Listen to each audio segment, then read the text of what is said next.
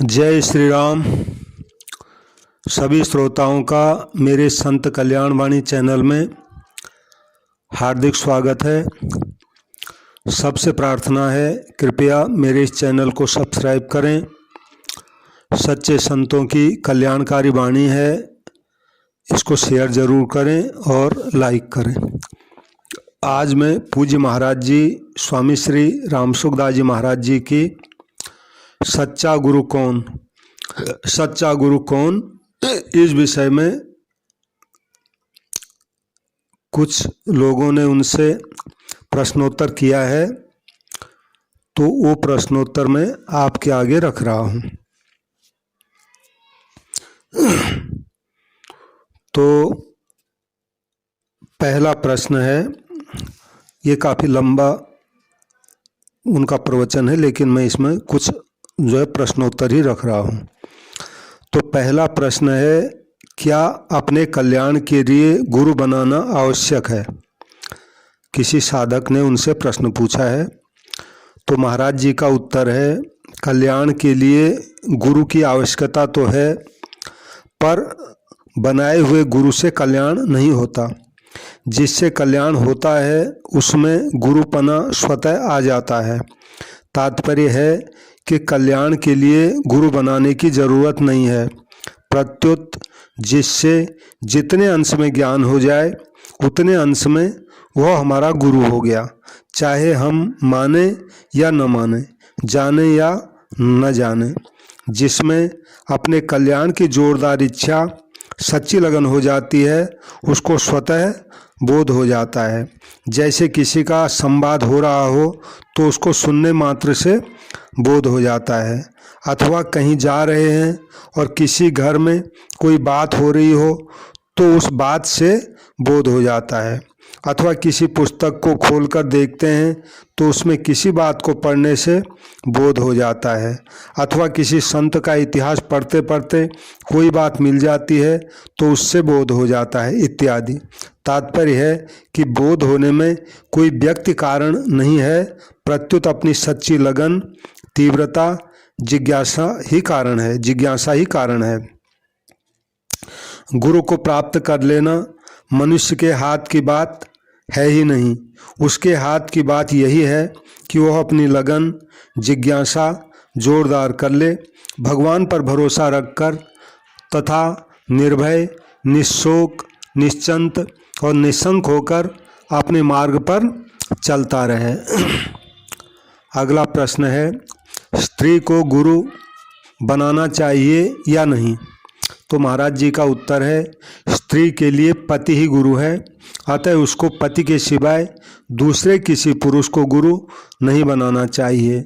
पतिरेको गुरु स्त्रीणाम, ये कहीं शास्त्र का उन्होंने उदाहरण दिया है। आजकल के ज़माने में जहाँ तक बने स्त्रियों को किसी भी पर पुरुष से किसी तरह का संबंध नहीं रखना चाहिए। अगला प्रश्न है, गुरु कौन हो सकता है? महाराज जी का उत्तर है, तत्व जीवन मुक्त महापुरुष ही गुरु हो सकता है। अतः जब तक तत्व ज्ञान न हो, भगवत प्राप्ति न हो, तब तक अपने में गुरु भाव नहीं लाना चाहिए। हाँ, कोई कल्याण की बात पूछे तो अपने में जितनी जानकारी है उसको सरलता से बता देना चाहिए।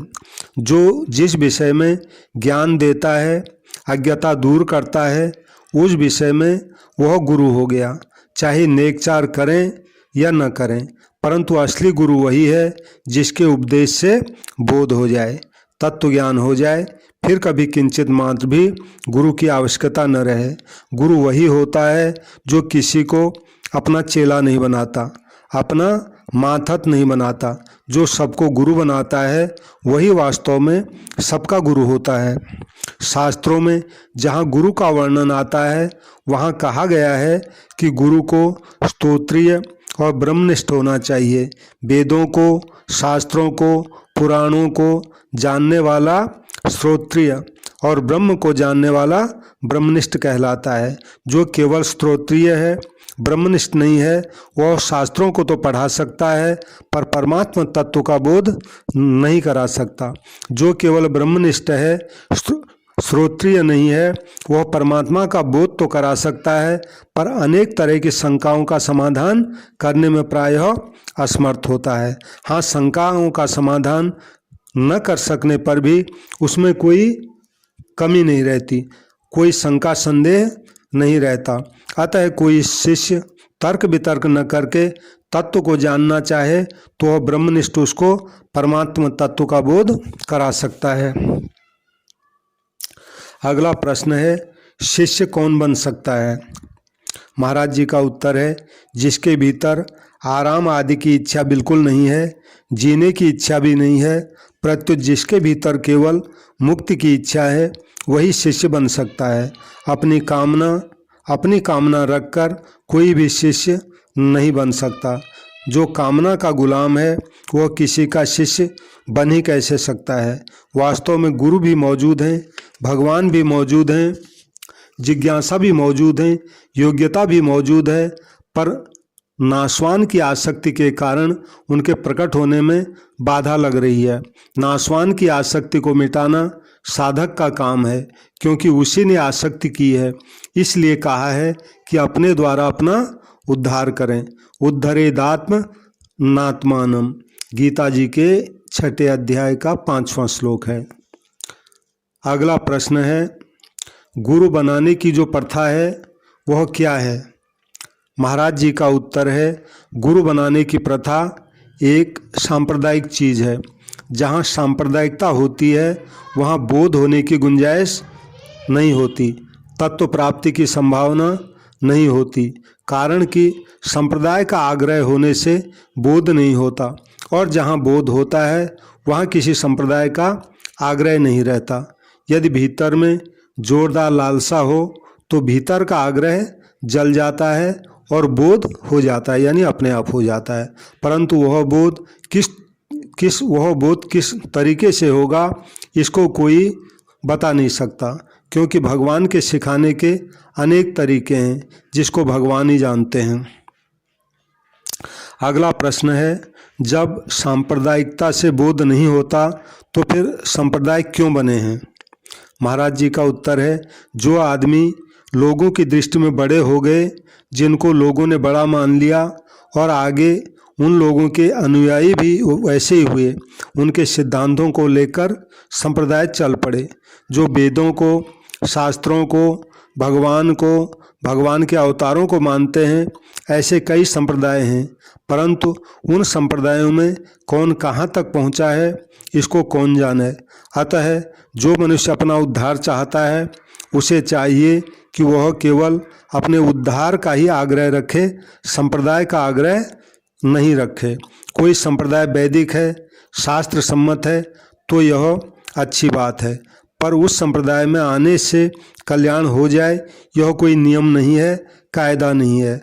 तात्पर्य है कि कल्याण की बात व्यक्तिगत है, अपने लगन के अधीन है, किसी संप्रदाय के अधीन नहीं है। अतः मनुष्य को किसी संप्रदाय का आग्रह नहीं रखना चाहिए, क्योंकि कल्याण जोरदार लगन होने से ही होता है।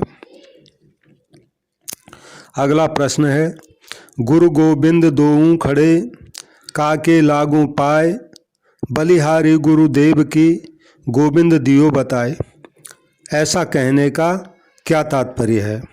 प्रश्न है ये। महाराज जी का उत्तर है, गुरु के द्वारा ईश्वर का साक्षात्कार हो जाए तब तो गुरु की बलिहारी है, क्योंकि उन्होंने भगवान के दर्शन करा दिए।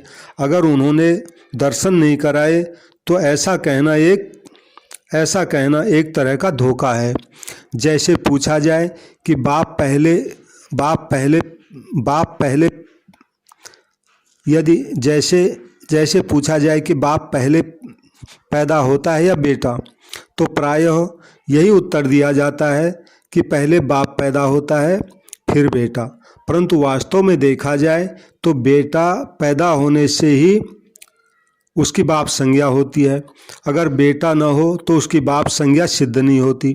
ऐसे इस शिष्य को बोध ईश्वर साक्षात्कार होने से ही उसकी गुरु संज्ञा सिद्ध होती है। अगला प्रश्न है, गुरु का पूजन करना, ध्यान करना, उनकी जूठन लेना, चरण रज लेना, चरणामृत लेना कहाँ तक उचित है?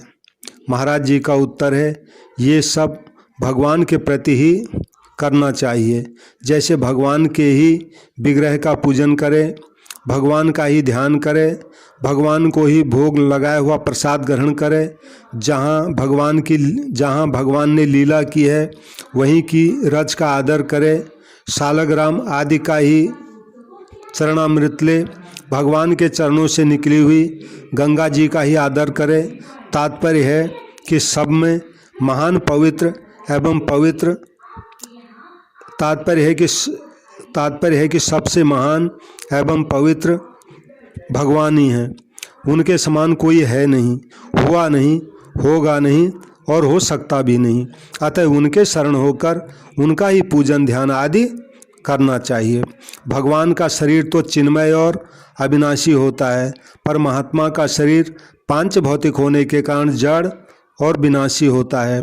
भगवान सर्वव्यापी हैं, अतः वे चित्र में भी हैं, परंतु महात्मा की सर्वव्यापकता शरीर से अलग भगवान की सर्वव्यापकता के ही अंतर्गत होती है। एक भगवान के अंतर्गत संपूर्ण महात्मा हैं, अतः भगवान की पूजा करने से संपूर्ण महात्माओं की पूजा हो जाती है। अगर महात्माओं के हाड़ मांसमय शरीरों की तथा उनके चित्रों की पूजा होने लगे तो इससे भगवान की पूजा में बाधा लगेगी, जो महात्माओं के सिद्धांत से सर्वथा विरुद्ध है। कारण कि महात्मा संसार में लोगों को भगवान की ओर लगाने के लिए आते हैं, अपनी ओर लगाने के लिए नहीं। जो लोगों को अपनी ओर यानी अपनी पूजा ध्यान आदि में लगाता है वह तो पाखंडी होता है। वास्तविक दृष्टि से देखा जाए तो जो शरीर मलमूत्र अगर वास्तविक दृष्टि से देखा जाए तो शरीर मलमूत्र पैदा करने की एक मशीन है। इसको बढ़िया से बढ़िया भोजन खिला दो तो वह मल बनकर निकलेगा, और बढ़िया से बढ़िया शरबत पिला दो तो मूत्र बनकर निकलेगा। जब तक प्राण है तब तक तो यह शरीर मलमूत्र पैदा करने की मशीन है, और प्राण निकल जाने के बाद यह मुर्दा है। वास्तव में यह शरीर प्रतिक्षण मर रहा है, मुर्दा बन रहा है। इसमें तो वास्तविक तत्व चेतन जीवात्मा है, उसका चित्र लिया ही नहीं जा सकता।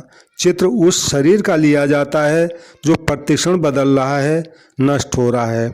अतः शरीर भी चित्र लेने के बाद वैसा नहीं रहता जैसे चित्र लेने के समय था। इसलिए चित्र की पूजा असत नाशवान की ही पूजा हुई। शरीर के चित्र में प्राण नहीं रहते, इसलिए शरीर का चित्र मुर्दे का ही मुर्दा हुआ, इसलिए शरीर का चित्र मुर्दे का भी मुर्दा हुआ।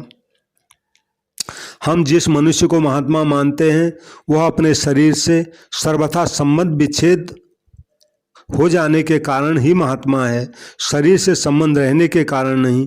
महात्मा कभी शरीर में सीमित होता ही नहीं। अतः उनके अविनाशी सिद्धांतों और वचनों पर ही श्रद्धा होनी चाहिए, नाशवान शरीर या उनके नाम पर नहीं। नाशवान शरीर और नाम में तो मोह होता है, श्रद्धा नहीं।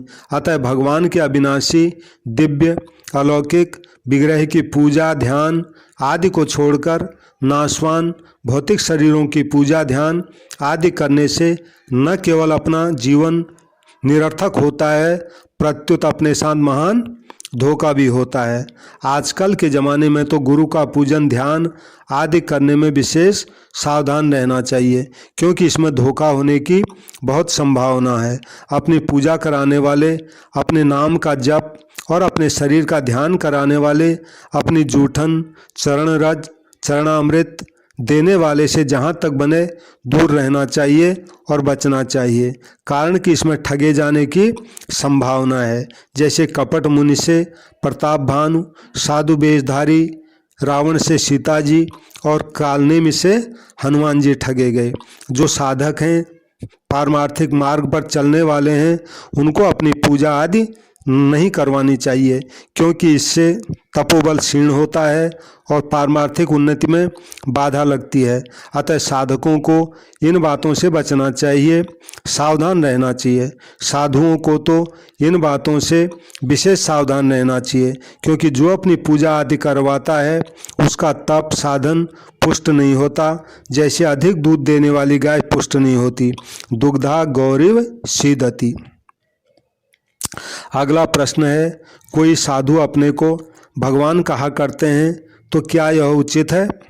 महाराज जी का उत्तर है, अपने को भगवान कहने वाले प्रायः पाखंडी होते हैं। वे केवल अपनी पूजा प्रतिष्ठा लाभ के लिए, अपने स्वार्थ की सिद्धि के लिए ही ऐसा स्वांग मनाते हैं।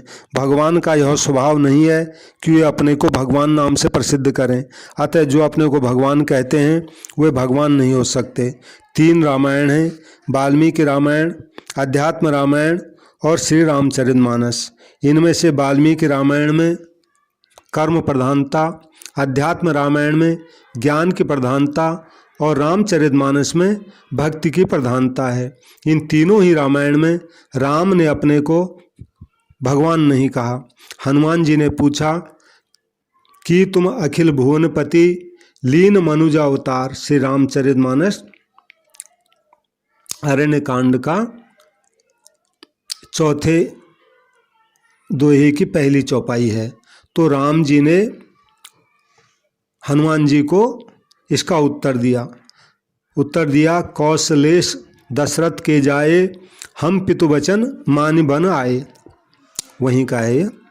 भगवान श्री कृष्ण ने क्षत्रियों के समुदाय में अपने को सारथी रूप से स्वीकार किया, सूतपन को स्वीकार किया। अतः जो असली भगवान होते हैं वे यह अभिमान नहीं करते कि मैं भगवान हूँ, और जो करते हैं कि मैं भगवान हूँ वे भगवान नहीं होते। अगर वे भगवान होते तो अपने को भगवान क्यों कहते? भागवत में मिथ्या वासुदेव का वर्णन आता है। वह कहता था कि असली वासुदेव मैं ही हूँ, कृष्ण तो नकली वासुदेव है। भगवान श्री कृष्ण ने युद्ध में उसको मार दिया, पर मैं असली वासुदेव हूँ ऐसा नहीं कहा। तात्पर्य है कि जो अपने को भगवान कहते हैं वे मिथ्या वासुदेव हैं, पाखंडी हैं। अगला प्रश्न है, गुरु ही ब्रह्मा विष्णु और महेश्वर हैं। गुरु ब्रह्मा गुरु विष्णु गुरुर्देवो महेश्वरो, ऐसा कहने का क्या तात्पर्य है? महाराज जी का उत्तर है, तात्पर्य यह है कि शिष्य का गुरु में मनुष्य भाव नहीं होकर ब्रह्मा विष्णु और महेश्वर का भाव होना चाहिए। जैसे पतिव्रता स्त्री का अपने पति में ईश्वर भाव होता है तो उसका पति सबके लिए ईश्वर थोड़ी हो जाता है। ऐसे शिष्य का अपने गुरु में ब्रह्मा विष्णु महेश का भाव होता है तो वह गुरु सबके लिए ब्रह्मा विष्णु महेश थोड़े ही हो जाएगा। यह तो शिष्य का अपना भाव है। ऐसा भाव होने पर शिष्य को उस गुरु से विशेष लाभ होता है, परंतु यह भाव भीतर से होना चाहिए, बनावटी नहीं। अगला प्रश्न है, गुरु और शिष्य का एक दूसरे के प्रति क्या कर्तव्य है? तो महाराज जी का उत्तर है, गुरु का यही प्रयत्न रहे, यही चिंता रहे कि शिष्य का उद्धार कैसे हो। शिष्य का यही भाव रहे कि मेरे द्वारा गुरु की सेवा बन जाए, मेरी सामर्थ्य रहते हुए उनको किसी प्रकार का कष्ट न हो। मेरे पास जो कुछ है वह सब उनकी सेवा के लिए ही है। उनके वचनों भावों के अनुसार मेरा जीवन बन जाए, फिर मेरे जीवन का वे चाहे जो उपयोग करें। को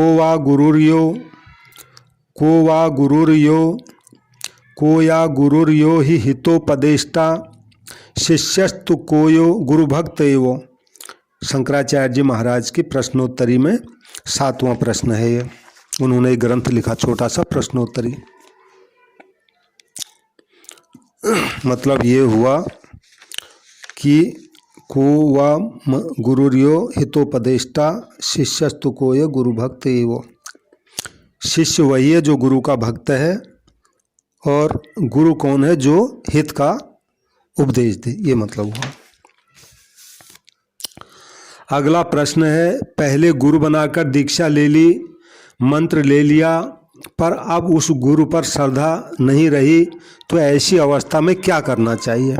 तो महाराज जी का उत्तर है, जैसे मकान की छत फट जाए और उस पर ऊपर से थोड़ी मिट्टी लगा दें तो वो मिट्टी भला कितने दिन टिकेगी, वर्षा आएगी तो वो छत गिर जाएगी। ऐसे ही जिस गुरु के प्रति हृदय में सद्भाव नहीं रहा, उसमें दोष दिखने लग गए, उस पर बनावटी श्रद्धा करें तो वह श्रद्धा कितने दिन टिकेगी। जबरदस्ती किया हुआ गुरु भाव कहाँ तक रहेगा, कारण कि उस गुरु के विरुद्ध और कोई बात सुनने में आ जाएगी तो गुरु भाव टिकेगा नहीं। अतः अधिक से अधिक वह घर पर आ जाए तो उसका आदर करो, भोजन करा दो, चद्दर दे दो, पर उसकी निंदा मत करो, उसको भीतर से गुरु मत मानो। जहाँ आपकी श्रद्धा बैठती हो उसका संग करो और उसके कहे अनुसार अपना जीवन बनाओ। उसके कहे अनुसार अपना जीवन बनाने से ही कल्याण होगा। यदि वैसा जीवन नहीं बनाओगे तो उस गुरु पर भी दोष दृष्टि हो जाएगी, फिर आप कहीं भी टिक नहीं सकोगे। अगला प्रश्न है, यदि गुरु के आचरण ठीक न हो तो क्या करना चाहिए। महाराज जी का उत्तर है, गुरु के आचरण कैसे ही क्यों न हो, यदि उस गुरु में आपका दुर्भाव हो गया हो तो उसका त्याग ही अच्छा है, क्योंकि अब उस गुरु से कल्याण हो जाए यह बात नहीं है। जिस पर हमारा भाव नहीं रहा उससे कल्याण कैसे होगा, परंतु उनके दिए हुए मंत्र पर श्रद्धा हो तो उसका जप करते रहना चाहिए। अगर उस पर भी श्रद्धा न हो तो जिस मंत्र पर श्रद्धा हो उस मंत्र का जप करना चाहिए और अपने हृदय को स्वच्छ साफ रखना चाहिए। अगला प्रश्न है, गुरु की सेवा क्या है। महाराज जी का उत्तर है, जिससे गुरु के मन की प्रसन्नता हो और वे अपने हृदय की बात प्रकट कर सकें, ऐसा विश्वास पात्र बनना ही गुरु की सेवा है। तत्व का सच्चा जिज्ञासु गुरु की सेवा करता है तो उसको तत्व की प्राप्ति हो जाती है। कैसे होती है इसको तो भगवान ही जाने। अपने आप को खो देना अर्थात अपने अहंग भाव को सर्वथा मिटा देना, अपना सब कुछ समर्पण कर देना, अपना कोई आग्रह नहीं रखना, प्राणों को भी अपना नहीं समझना, यही गुरु सेवा का तात्पर्य है। अगला प्रश्न है, गुरु कृपा क्या है और वो कैसे प्राप्त होती है। महाराज जी का उत्तर है, गुरु के चित्त की प्रसन्नता ही गुरु कृपा है और वह गुरु के अनुकूल बनने से प्राप्त होती है। गुरु कृपा से लाभ जरूर होता है, गुरु कृपा कभी निष्फल नहीं होती, क्योंकि वास्तव में गुरु रूप से परमात्मा ही है।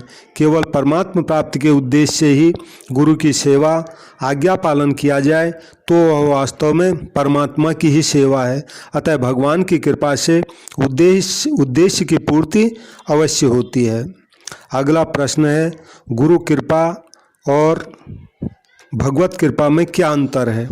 महाराज जी का उत्तर है, दोनों में तत्वतः कोई अंतर नहीं है। लौकिक दृष्टि से वे दो दिखती हैं पर वास्तव में एक ही हैं। अगला प्रश्न है, गुरु की दीक्षा और शिक्षा क्या है। महाराज जी का उत्तर है, जैसा गुरु बताएं वैसा नियम लेना, व्रत लेना ये दीक्षा है और उन नियमों का पालन करना, उनके अनुसार अपना जीवन बनाना ये शिक्षा है। पहले दीक्षा देने के बाद ही शिक्षा दी जाती थी तो वह शिक्षा फलीभूत होती थी, बढ़िया होती थी, परंतु आज दीक्षा के बिना ही शिक्षा दी जाती है जिससे शिक्षा बढ़िया नहीं होती। आखिरी प्रश्न है, गुरु दक्षिणा क्या है। महाराज जी का उत्तर है, अपने आप को सर्वथा गुरु के समर्पित कर देना अर्थात मैं और मेरा नहीं रखना ही गुरु दक्षिणा है। गुरु दक्षिणा देने के बाद शिष्य को अपनी चिंता नहीं होती, प्रत्युत उसकी चिंता फिर गुरु को ही होती है। जय श्री राम, जय श्री राम, जय श्री राम।